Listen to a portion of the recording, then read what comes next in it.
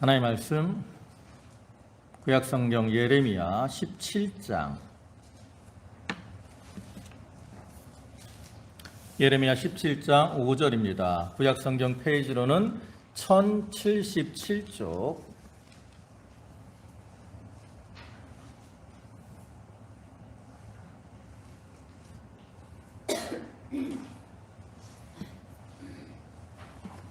예레미야 17장 5절부터 8절까지 말씀입니다.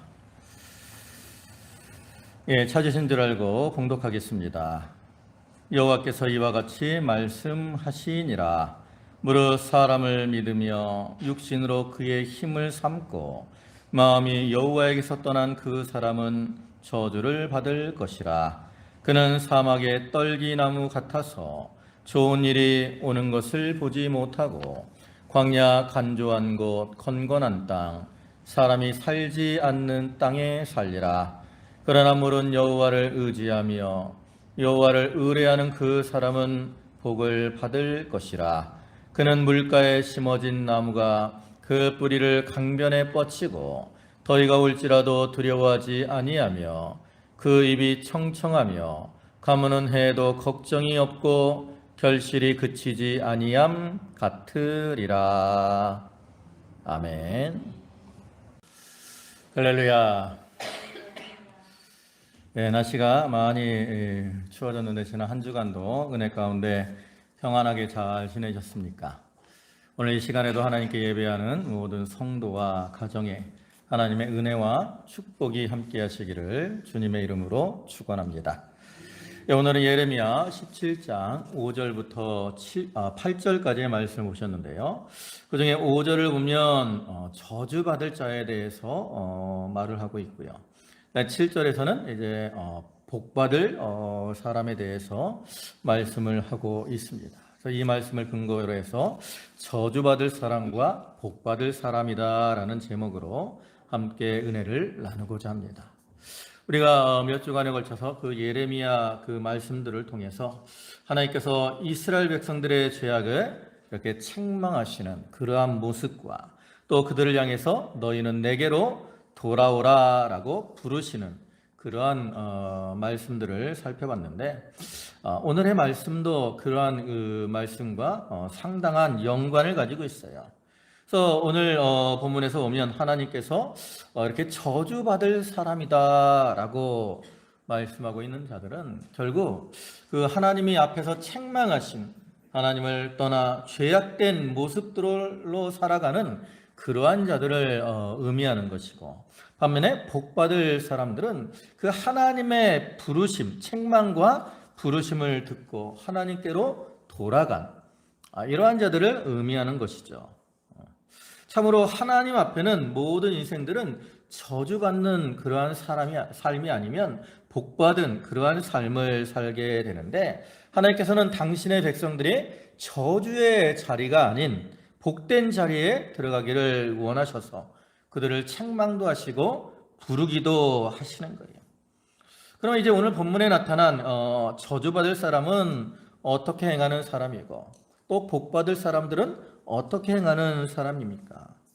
본문을 보면 그 두 종류의 사람 중에 한 종류의 사람은 사람을 믿고 의지하는 이러한 사람들이고요. 또 한 종류의 사람들은 하나님을 믿고 의지하는 사람들인데, 우리가 이러한 것들을 볼 때 사람은 이 세상을 살아가면서 누군가를 의지하며 살아가게 된다라는 것을 알 수 있죠. 이 누군가를 의지하며 사는 거, 이게 사람의 본성입니다. 또 성경을 보면 그 창세기 1장과 2장에 하나님의 창조의 기사가 나오는데, 하나님이 이제 만물을 만드시고 마지막에 사람을 창조하시잖아요. 근데 하나님이 사람을 창조하실 때 그 특별하게 하신 말씀이 있습니다. 그 말씀이 뭐냐면 창세기 2장 18절인데 거기 보시면 하나님이 이르시되 사람이 혼자 사는 것이 좋지 아니하니 내가 그를 위하여 돕는 배필을 지으리라. 무엇이 좋지 않다라고요? 혼자 사는 것이 좋지 않다. 이 말의 의미는 뭐냐? 결국 이 말은 사람은 혼자서 살아가는 존재가 아니라 누군가를 의지하고 살아가는 그러한 존재임을 보여주는 거죠. 전에도 말씀을 드렸죠. 우리가 한자 중에 사람을 나타내는 사람 인자도 오면 이것이 혼자 이렇게 서 있는 것이 아니라 누군가와 이렇게 기대고 서 있는 그러한 모습을 형상한 거잖아요. 그러니까 이거는 본성적으로 사람은 혼자 살 수 없고 누군가를 의지하며 살아가야 되는구나라는 것을 나타내 보여주고 있는 거죠. 그래서 이렇게 사람은 세상에 이렇게 혼자 살아갈 수 없기 때문에 이제 누군가를 의지하며 살아가야 되는데, 문제는 누구를 의지하며 살아가느냐에 따라서 그 사람의 삶의 결과가 오늘 본문의 제목과 같이 저주받는 그러한 자로서의 인생을 살아가기도 하고 또 복받는 자로서의 인생을 살아가기도 한다라는 거죠. 그러면 이 세상 사람들 가운데 저주받는 인생을 살아가고 싶은 사람이 있습니까? 이 자리에 계신 모든 분들도 마찬가지지만 대부분의 사람들은 다 이 세상에서 복받고 성공하는 그러한 삶을 살기를 원하실 거예요. 하나님께서도 하나님의 백성들이 이렇게 복받고 성공하는 그러한 삶을 살기를 원하시기 때문에 오늘 말씀을 통해서 너희가 복받고 성공하는 길은 이러한 것이다 라고 우리에게 보여주고 있다라는 거죠. 그러니까 우리가 오늘 본문의 말씀을 통해서 어떤 자들이 저주를 받고 실패하는가, 또 어떤 사람이 복을 받고 성공하게 되는가, 이런 것들을 살펴보고 우리가 참으로 참된 하나님을 의지함으로 복받고 성공하는 삶을 살아가는 그러한 성도들이 다 되도록 해야 되겠습니다. 이제 먼저 본문을 보시면 저주받는 자들에 대해서 말씀을 하죠. 본문 5절의 말씀입니다. 자, 다 같이 5절 한번 읽어볼까요? 시작. 여호와께서 이와 같이 말씀하시니라. 무릇 사람을 믿으며 육신으로 그의 힘을 삼고 마음이 여호와에게서 떠난 그 사람은 저주를 받을 것이라. 이 말씀을 보면 저주받는 자의 모습이 나타나 있는데, 이것이 우리가 앞에서 살펴본 그런 말씀들과 연관을 할 때 여기 저주받는 사람은 생수의 근원 되시는 하나님을 떠나서 스스로 웅덩이를 파고 나가는 그러한 자들이라고 할 수 있죠. 여기는 그러한 자들의 모습을 여러 가지로 보여주죠. 그래서 첫째로는 무릇 사람을 믿으며, 사람을 믿는 자들이 저주를 받는다라는 거죠. 근데 우리가 이 말을 그대로 보면 오해를 하기 쉽습니다. 왜냐하면 우리가 인간 사이에서 어떤 신뢰, 믿음 이런 것들을 가지고 살아가야 되는데, 여기서 사람을 의지하고 살아가는 자는 저주를 받는다 하면 어떤 사람들은 그럼 사람을 믿지 말라는 거야? 라고 오해를 할 수도 있다라는 거죠. 근데 이 말의 의미를 우리가 그래서 바로 알아야 돼.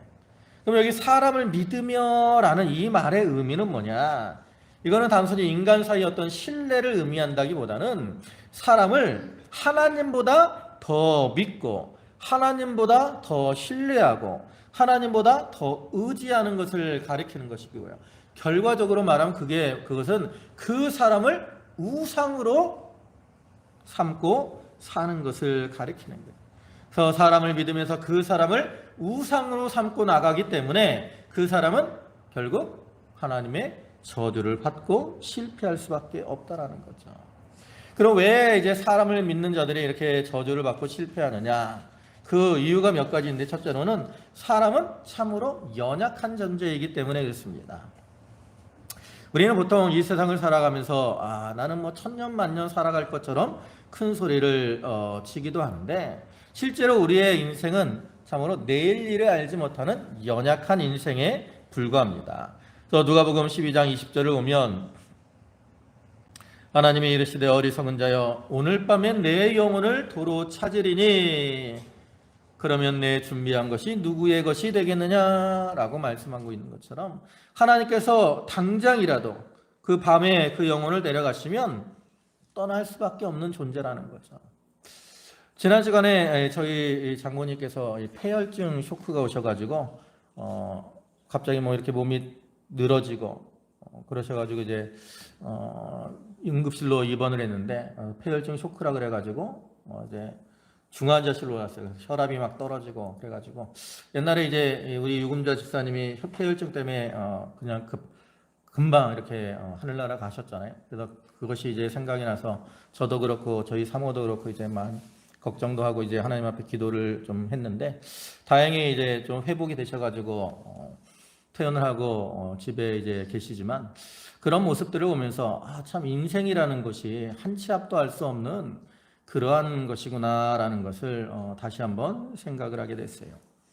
시편 103편 15절에서도 보면 인생은 그날이 풀과 같으며 그 영화가 들의 꽃과 같도다라고 한 것처럼 이렇게 풀이나 꽃이 금방 피었다가 시들어 버리는 것이 바로 우리의 인생이 그와 같이 연약한 자들이라는 거죠. 근데 그러한 연약한 인생을 의지하고 살 때 그 연약한 의지하던 인생이 끊어지게 되면 그 삶은 실패할 수밖에 없다라는 거죠. 또한 우리 인간들은 쉽게 변하는 존재들이기 때문에 그렇습니다. 우리 인심은 조석변이다라는 말이 있는 것처럼 아침의 마음이 다르고 저녁의 마음이 달라요. 속담 중에 사람들이 하는 말 중에 그 말 있잖아요. 화장실에 갈 때 다르고 나올 때 다르다. 그 짧은 시간에도 마음이 변하는 것이 바로 인간의 마음이라는 거죠.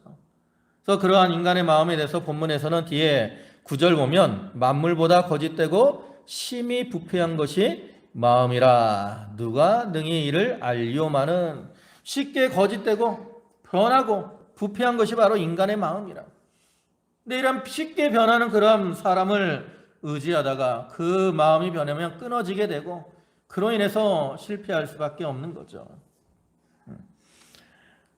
또한 인간은 이기적인 존재이기 때문에 그렇습니다. 우리가 다른 인간 사람들을 의지하는 것은 그 사람이 나를 도와줄 것이다 라고 기대를 하기 때문이죠. 물론 다른 사람들이 도와주기도 합니다. 그러나 대부분의 사람들은 다른 사람보다 누구를 먼저 생각을 해요? 나를 먼저 생각하는 거예요.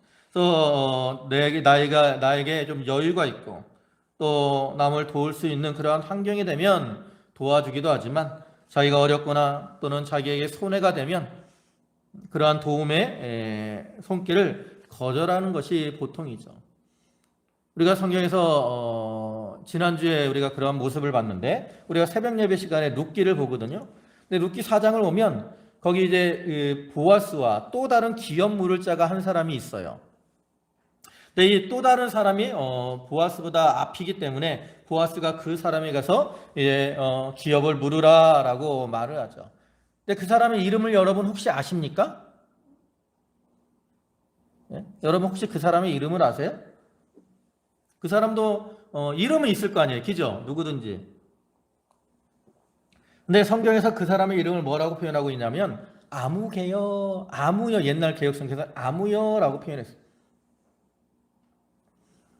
이름을 기록할 의미가 없다라는 거죠. 그래서 그 사람이 처음에는 그 기업을 물으라 그러니까 자기에게 이익이 될까 해서 그 기업을 물은다고 했어요. 근데 보아스가 바로 이어서 네가 기업을 물으면 이제 그 룻에게서 사서 그 룻의 그 엘리멜렉의 그 가문을 이어줘야 된다라고 하니까 나에게 손해가 있을까 해서 나는 물으지 않겠다라고 말을 하죠. 이와 같이 이 아무개라는 사람과 같이 사람들은 자기의 어떤 이익을 우선적으로 생각하는 거예요. 그렇기 때문에 인간의 도움은 한계가 있을 수밖에 없죠. 그 다음에 마지막으로 또 인간은 도울 힘이 없는 연약하고 무능한 존재들이기 때문에 그렇습니다. 앞에서 말씀드린 것처럼 인간은 유한한 존재인데 이 유한하다는 게 있잖아요. 어떤 그 생명에 대해서도 유한하지만 능력에 대해서도 우리는 한계가 있어요. 내가 도와주고 싶어도 도와줄 수 없는, 나의 한계 때문에 도와줄 수 없는 그러한 상황을 만나기도 한다라는 거죠. 그래서 시편 146편 3절과 4절을 보면 방백을 의지하지 말며 도울 힘이 없는 인생도 의지하지 말지니 그의 호흡이 끊어지면 흙으로 돌아가서 당일에 그 도모가 소멸하리라 그랬어요. 이와 같이 도울 힘이 없는 인생이라는 거죠. 그러한 인생들을 의지하는 자들은 결국은 어떻게 돼요? 저주를 받고 실패하게 된다는 거죠. 그 다음에 또 두 번째로 저주받는 인생은 어떤 사람이냐면 자기를 의지하며 사는 자들입니다. 본문 5절 중간을 보면 육신으로 그의 힘을 삼고 그랬어요. 여기 육신으로 힘을 삼는다라는 것은 어떤 가족이나 혈연을 의지하는 것을 의미하기도 하지만 좀 더 범위를 좁히면 바로 자기 자신을 힘으로 삼고 의지하는 것을 가리킵니다. 자기에게 실력이 있어서 자기의 능력, 자기의 물질 이런 것들을 의지하고 살아가. 근데 그러한 자들은 하나님께 저주를 받고 실패한다라는 거죠. 그럼 왜 자기를 의지하는 자들이 저주를 받고 실패하게 되느냐? 그 이유는 자기를 의지하며 사는 자들은 교만해지기가 쉬운 거예요. 교만해지기. 우리가 스스로 웅덩이를 팠다 그랬잖아요. 하나님을 떠나서 스스로 자기 힘으로 자기가 좀 힘이 있고 능력이 있으니까 어떻게 되기 쉬워요? 교만해지기 쉬워요. 교만해져서 마치 하나님이 없는 것처럼 행동을 하고 또 하나님은 이런 교만한 자를 미워하시고 교만은 패망의 선봉이 되기 때문에 그러한 자들은 저주를 받고 실패의 자리에 들어갈 수밖에 없다라는 거죠. 이스라엘의 초대 왕이었던 사울, 겸손할 때 하나님께서 그를 택해서 이스라엘의 왕으로 세우셨지만 그가 그 이후에 교만해져서 하나님 말씀을 불순종하다가 하나님께 버림을 받고 말았어요. 바벨론의 왕이었던 느부갓네살도 자기 힘으로 이 나라를 세운 줄 알고 교만하게 자기를 내세우다가 하나님의 징계를 받아서 7년 동안 짐승과 같이 지내게 되기도 했죠. 이러한 모습처럼 자기를 의지하고 나아가는 자들은 결과적으로 교만하게 되고 그로 인해 하나님께 버림을 받아서 저주받고 실패하는 그러한 인생이 되는 겁니다. 그 다음에 세 번째로 저주를 받는 인생은 마음이 하나님에게서 떠난 자라 그랬어요. 그 앞에서 이렇게 사람을 믿고 육신으로 힘을 삼게 되는 근본적인 이유가 뭐예요? 바로 마음이 하나님에게서 떠났기 때문이라는 거죠. 그래서 여기 마음이 하나님에게서 떠났다라는 것은 하나님을 생각하는 마음, 하나님을 사랑하는 마음 이런 것들이 다 사라지고 세상이나 자기를 의지하며 살아가게 되는 거죠. 이러한 자들은 그 생수의 근원 되신 하나님을 떠나서 스스로 웅덩이를 파는 것처럼 이러한 세상 것으로 어떠한 즐거움, 만족 이런 것들을 누리려고 하는 거예요. 그러나 이들은 결국 하나님께 버림을 받았기 때문에 그들의 삶은 어떻게 돼요? 저주를 받고 실패할 수밖에 없다라는 거죠. 우리가 요한계시록 보면 소아시아 7교회가 나오는데 그 에베소 교회가 처음 사랑을 버리니까 어떻게 된다 그랬어요? 하나님이 그 축대를 옮겨버리시겠다라 그랬잖아요.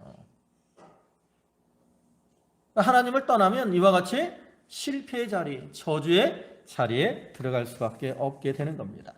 그러면 이렇게 이제 하나님을 의지하지 않고 인간을 의지하고 나아감으로 실패의 저주를 받고 실패하게 된다 그랬는데 그러면 그들이 겪게 되는 실패의 모습은 어떤 것일까? 그걸 오늘 본문 6절에 말씀하죠. 6절 다 같이 한번 읽겠습니다. 시작. 그는 사막의 떨기나무 같아서 좋은 일이 오는 것을 보지 못하고 광야 간조한 곳 건건한 땅 사람이 살지 않는 땅에 살리라. 여기 보면 하나님을 떠난 자들이 겪게 되는 실패의 모습을 크게 네 가지로 말합니다. 그래서 첫째로 사막의 떨기나무와 같다 그랬어요. 여러분 이 떨기나무라는 거 이 자체가 별로 쓸모가 없는 나무인데 그러한 나무가 어디에 있어요? 사막에 있어. 그러니까 이 나무는 결국 아무짝에도 쓸모가 없다라는 거죠. 그래서 이렇게 하나님을 떠나 인생을 의지하고 살아가려고 하는 자들은 이 사막의 떨기나무와 같이 보잘것없고 쓸모없는 그러한 인생이 되고 마는 거죠. 그다음에 두 번째로는 좋은 일에 오는 것을 보지 못한다 그랬어요. 여기 좋은 일이 오는 것을 보지 못한다라는 것은 소망이 없는 삶을 살게 되는 것을 가리킵니다. 그래서 이들은 하나님을 떠났기 때문에 아무런 소망 없이 살아가게 된다라는 거예요. 왜냐하면 하나님을 의지하고 살아가는 자들은 좀 실패하더라도 하나님이 그루터기는 남겨두신다 그랬어요. 그래서 그루터기가 있기 때문에 거기서 다시 싹이 나고 자라날 이러한 소망이 있습니다. 근데 하나님을 떠난 인생들은 하나님이 어떻게 해요? 뿌리까지 뽑아버리시는 거야. 그러니까 이렇게 뿌리까지 뽑아버렸기 때문에 거기서는 다시 살아날 소망이 없게 되는 것이고요.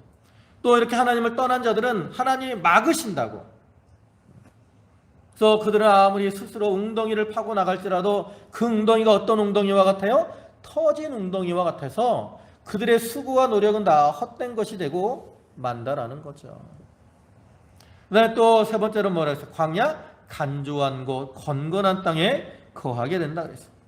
여러분 사막이 얼마나 건조합니까? 또 그 땅은 얼마나 메마르고 삭막합니까? 근데 이와 같이 하나님을 떠나 세상을 의지하고 나가는 사람은 하나님의 보호가 되고 떠나고 또 생수의 근원 되시는 하나님을 떠났기 때문에 생명의 역사가 끊어지게 돼요. 그래서 메마른 심령이 되고 기쁨과 평안과 즐거움을 잃어버리게 된다라는 거죠. 그래서 뒤에 13절을 보면 이렇게도 말씀합니다. 이스라엘의 소망이신 여호와여, 무릇 주를 버리는 자는 다 수치를 당할 것이라. 무릇 여호와를 떠나는 자는 흙에 기록이 되리니 이는 생수의 근원이신 하나님을 버림이니이다. 여기 이스라엘의 소망이신 하나님이라 그랬잖아요. 이런 하나님을 버렸기 때문에 그들은 아무런 소망이 없는 거예요. 생수의 근원이신 하나님을 버렸기 때문에 기쁨과 즐거움을 잃어버리게 되고 만다라는 거죠. 그런데 네 번째는 뭡니까? 사람이 살지 않는 땅에 살게 된다 그랬어요. 이 사람이 살지 않는 땅에 거하게 된다라는 말은 결국 그 사람이 외롭고 쓸쓸한 그러한 처지에 처하게 될 것을 말씀을 하는 거죠. 아까 앞에서 쭉 말씀드린 것처럼 사람은 혼자 살 수 없다 그랬잖아요. 누군가를 의지하며 살아가야 돼요. 요즘 사회적으로 문제가 되는 것 중에 하나가 뭡니까? 어떤 외로움, 고독의 문제입니다. 또 노인들이 혼자 지내다가 고독사하고 이러한 일들이 일어나게 되는데 이 혼자 살아간다는 게 참 외롭고 쓸쓸하고 또 큰 고통이 되는 거예요. 근데 우리가 하나님을 의지하면 사람이 나를 떠났을지라도 하나님이 함께 하시면서 위로해 주시기 때문에 거기서 힘을 얻을 수 있지만 하나님을 떠난 자들은 하나님께서도 그 사람에게서 멀어지기 때문에 참된 위로를 받지 못하고 참으로 외롭고 쓸쓸한 그러한 모습으로 살아갈 수밖에 없게 되는 것이죠. 이것이 바로 이제 사람을 의지함으로 저주받고 실패하는 그러한 인생의 모습입니다. 그 다음에 이제 이어서는 반대로 이제 복을 받고 성공하는 인생에 대해서 말씀을 하는데, 그럼 어떠한 인생이 이렇게 복받은 삶을 살아가게 되느냐?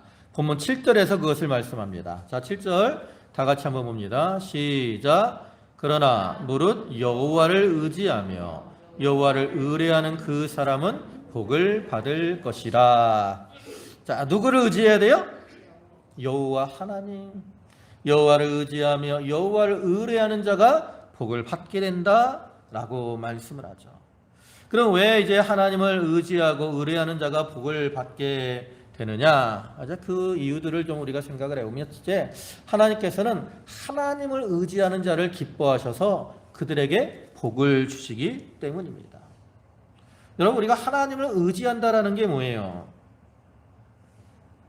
우리가 하나님을 의지한다라는 것은 하나님을 신뢰하는 것이고요. 하나님을 신뢰하는 가운데서 하나님 앞에 나와서 일일이 어떠한 자기의 문제를 아뢰고 또 하나님의 뜻을 찾고 하나님의 도우심을 구하는 것을 의미하죠.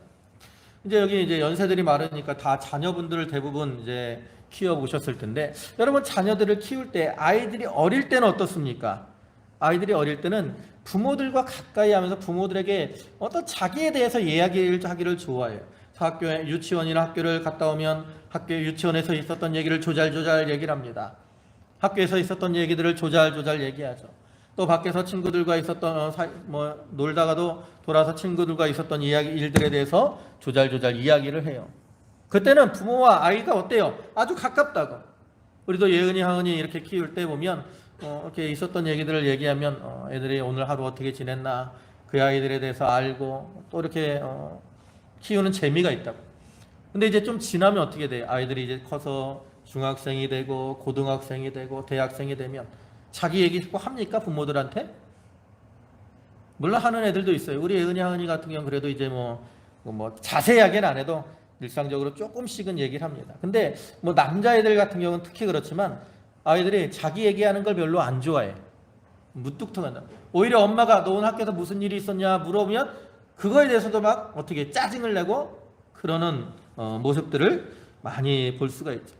그러다 보니까 이제 부모와 자식 간의 관계가 어떻게 돼요? 점점 어색하게 되는 거죠. 여러분, 하나님께서는 우리가 어떤 모습으로 살기를 원하실 것 같아요? 우리가 하나님과 좀 어색한 그런 모습으로 사는 것을 하나님이 기뻐하시겠습니까? 아니면 어린아이들이 이 부모에게 가까이 와서 자기의 사정을 일일이 아뢰고 친밀하게 지내는 그런 모습을 하나님이 기뻐하시겠습니까? 여러분, 하나님은 우리가 어린아이와 같이 일일이 시시콜콜하게 자기의 문제들을 아뢰고 하나님을 의지하는 걸 하나님이 기뻐하신다고. 심지어는 너무 사소한 일까지도 하나님 앞에 아뢰는 걸 하나님이 기뻐하셔요. 뭐 하나님이 몰라서 우리가 아뢰는 것을 기뻐하시는 게 아니에요. 하나님은 다 아시지만 우리가 하나님을 사랑하고 의지하는 마음으로 하나님께 나아가서 이렇게 자기의 사정을 시시콜콜 아뢰고 하나님 앞에 부르짖고 기도하면 하나님이 기뻐하신다고. 그리고 기뻐하시기 때문에 그러한 자들에게 은혜와 복을 더 풍성하게 내려주시는 거예요.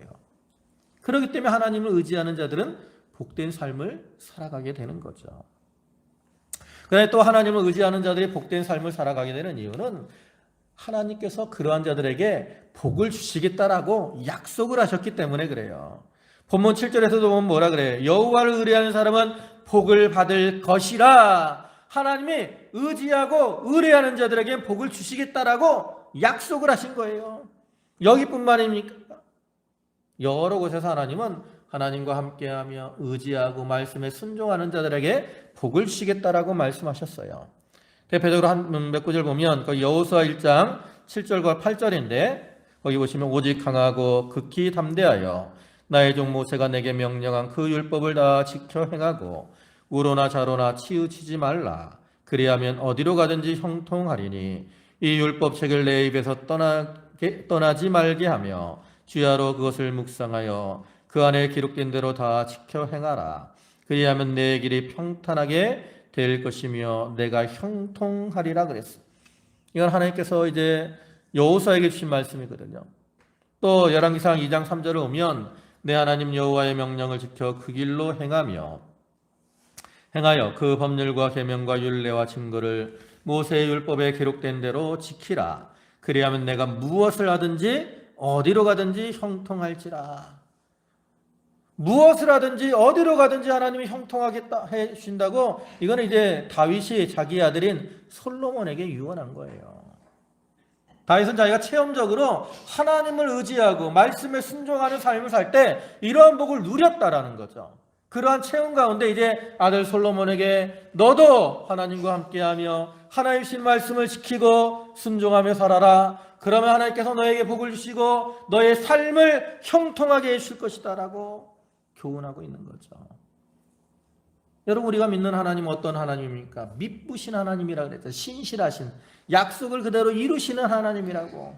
그런 하나님께서 이렇게 약속하셨기 때문에 말씀대로 순종하는 자에게는 하나님을 의지하고 나아가는 자들에게는 하나님이 복을 더하여 주시는 겁니다.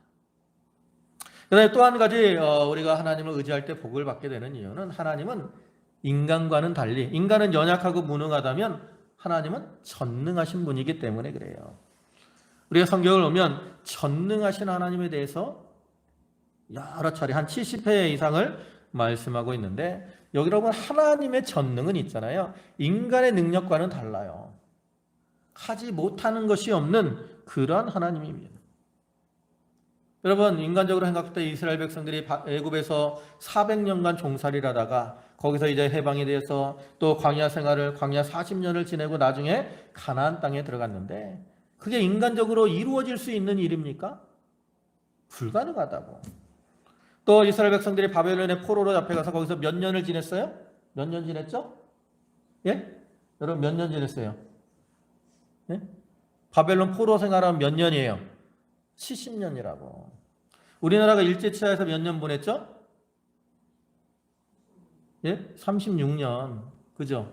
36년을 지냈어도 우리나라 일제 문화가 얼마나 문화에 이렇게 잠식이 됐습니까?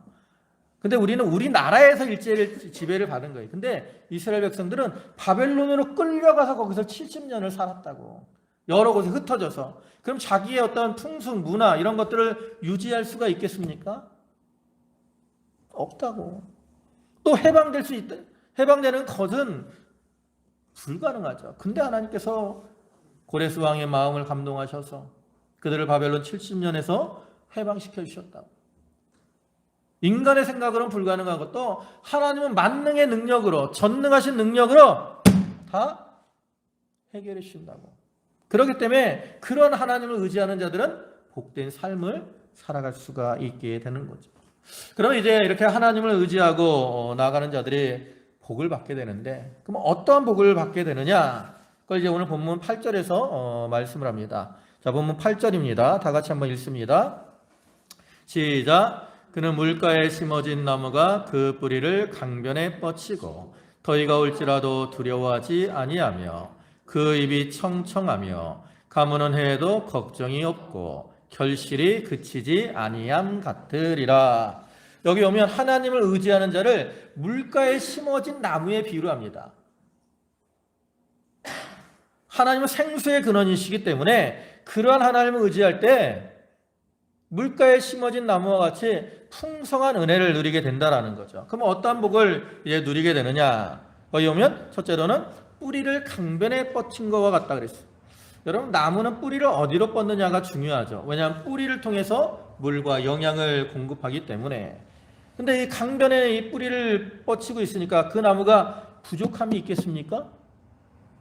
부족함이 전혀 없이 풍성한 은혜를 누리게 되는 거죠. 그와 같이 하나님을 의지하고 나가면 하나님께서 때를 따라 돕는 은혜를 풍성하게 내려주시기 때문에 조금도 부족함이 없는 그러한 삶을 살게 되는 것이고요.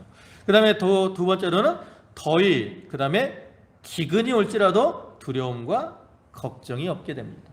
그래서 이 더위나 또 가뭄은 해, 기근은 어떤 시험이나 환난을 의미하는데요. 사람들은 보통 세상에서 시험이 없기를 원합니다. 그러나 시험이 없으면 어떤 실력이 늘질 않아요. 그래서 영적으로도 하나님이 우리가 영적으로 믿음의 진도를 이루기 위해서 우리를 시험을 주기도 하고 환난의 자리에 들어가기도 하시는데, 그러한 때도 어떻게 해요? 하나님이 그 곁에서 이 시험 당하는 자를 도와주시고 감당한 시험만 주시고 피할 길도 주시고 이기게 해주시기 때문에 그 시험을 다 이기고 오히려 어떻게 돼요? 실력이 자라나게 된다라는 거죠. 그래서 그러한 자들은 조금도 두려워하거나 염려할 필요가 없어요. 그 다음에 세 번째로는 그 잎이 청청하다. 이 그 잎이 청청하다라는 것은 어떠한 희망이 넘치는, 소망이 넘치는 삶을 살아가게 될 것을 의미하죠. 여러분, 우리가 이제 봄이 되면 이제 나무들의 잎이 막 날아잖아요. 그래서 나무 잎이 풍성해지는 걸 보면 어떤 느낌이 나요? 아, 저 나무는 잘 자라겠구나. 그죠? 이런 느낌들이 나는 거죠. 그래서 이와 같이 잎이 청청하다는 것은 하나님이 이렇게 밝고 맑은 그런 미래를 주실 것을 나타내는. 그래서 우리는 그러한 소망 가운데 기쁨으로 살아가는 것이고요. 그다음에 마지막으로는 뭐예요? 결실이 그치지 아니함 같으리라. 열매를 많이 맺게 된다라는 거죠. 하나님을 의지하고 나가는 자는 하나님께서 풍성한 은혜를 공급해 주기 때문에 그를 통해서 열매를 많이 맺게 되는 거예요. 여러분, 우리가 나무를 심는 목적 가운데 하나가 바로 열매를 얻는 겁니다. 하나님께서도 우리 성도들에게서 좋은 열매를 성도들이 좋은 열매를 많이 맺기를 원하시죠. 그래서 열매를 맺지 않는 것에 대해서 하나님이 대단히 실망하는 걸 볼 수 있어요. 심지어 예수님께서는 잎사귀만 무성하고 열매 없는 무화과 나무에 대해서 뭐라고 하셨어요? 저주를 하셨다고. 저주. 그래서 이렇게 좋은 열매를 맺는 것이 참 하나님을 기쁘시게 하는 일인데, 하나님을 의지하고 하나님을 가까이 하는 자들에게는 하나님께서 그들로 열매를 많이 맺도록 하시고 그를 통해 하나님을 기쁘시게 하는 자들이 되게 해 주신다라는 거죠. 열매를 통해서 우리가 하나님을 기쁘시게 하고 장차 하나님이 주시는 많은 상급을 얻게 된다라는 그러한 복을 누리게 되는 거죠. 이제 말씀을 마무리하겠습니다. 우리 인생들은 누구나 성공하고 복을 받는 인생을 살기를 원하지 실패하는 또 저주받는 삶을 살기를 원하지 않습니다.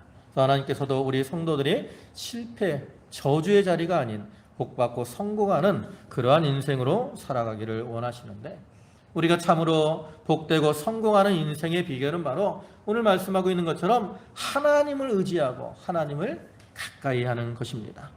참으로 과거에 우리가 사람을 의지함으로 실패하고 또 괴로운 그러한 삶을 살았다면 하나님께서 그러한 우리를 부르셔서 하나님을 의지함으로 하나님이 주시는 복을 받고 성공하는 삶을 살아가라고 이와 같이 권고하고 계십니다. 우리가 이러한 하나님의 권고하심을 받아서 이제 하나님만을 의지하고 살아감으로 저주와 실패의 삶이 아닌 복과 성공하는 그러한 삶을 사는 성도들이 다 되시기를 주님의 이름으로 축원합니다. 아멘. 기도하시겠습니다.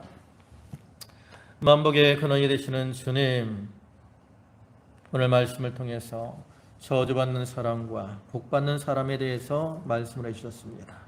아버지 하나님, 사람을 의지하고 또 혈육을 의지하고 하나님을 떠난 사람은 저주를 받을 것이라 했습니다. 반면에 하나님을 의지하고 여호와를 의뢰하는 사람은 복을 받되 참으로 강가에 심겨진 나무가 그 뿌리를 강변에 뻗치고 또 가무는 해에도 두려워하지 아니하며 그 잎이 청청하며 또 많은 결실을 맺는 것과 같다 하였습니다. 아버지 하나님, 우리의 삶이 참으로 복되고 성공하는 삶이 되기를 원합니다.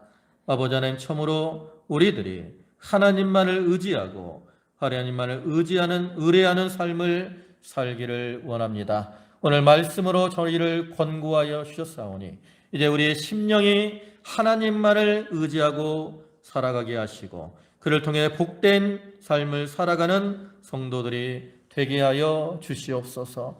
비록 자기 앞에 어려움이 있을지라도 그를 통해서도 하나님이 복을 주심을 깨닫게 하여 주옵소서. 그러한 믿음 가운데 승리의 삶을 사는 성도들이 되게 하여 주시옵소서. 오늘도 귀한 주의를 허락하시고 저희를 부르시고 주님께 예배케 하심에 감사를 드립니다. 저희 성도들 감사함으로 주님께 예물을 드렸사오니 바치는 손길과 심령에 아버지 하나님께서 풍성한 은혜와 은총을 더하여 주옵소서. 감사를 드리오며 예수님의 이름으로 기도 올리옵나이다. 아멘.